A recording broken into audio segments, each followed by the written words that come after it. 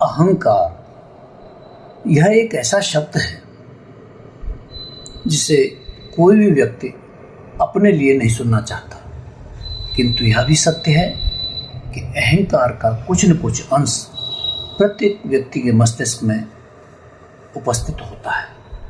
अहंकार एक महाव्याधि है जो पग पग पर तथाकथित समझदार व्यक्ति को त्रास देती रहती है।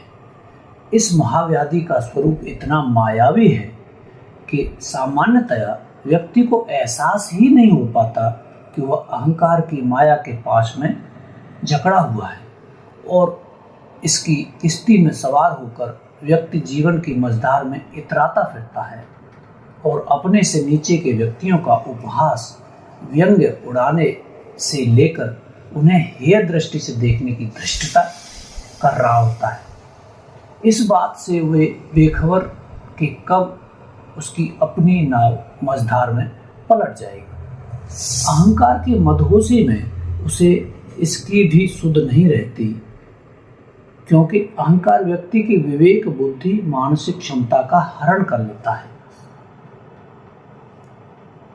उसे लगता है कि वह इस समय अपने दायरे में ईश्वर तुल्य सर्वशक्तिमान है।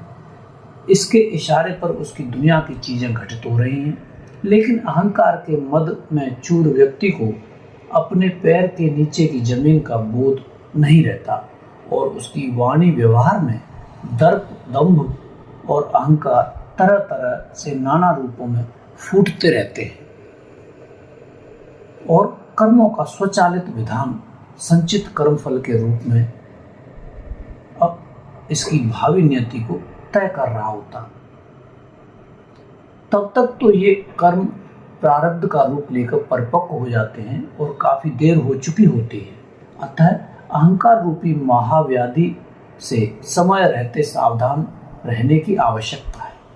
इसके सर्वग्रासी एवं पतनकारी स्वरूप को समझते हुए इसके नियमन के प्रयास अभीष्ट हैं, जो अपने चिंतन, चरित्र से लेकर वाणी, व्यवहार में आजमाए जा सकते हैं, लेकिन माया के पास में आबद्ध जीवात्मा सामान्यतया इसके खेल को समझ नहीं पाती। शेखी बखारने से लेकर आत्ममुग्धता एवं तानाशाही रवैये के रूप में अहंकारी के दर्प, दंभ का नग्न नृत्य देखा जा सकता है। हीनता, आत्मदया एवं स्वयं से घृणा के रूप में भी इसे ही छद्म रूप में सक्रिय देखा जा सकता है।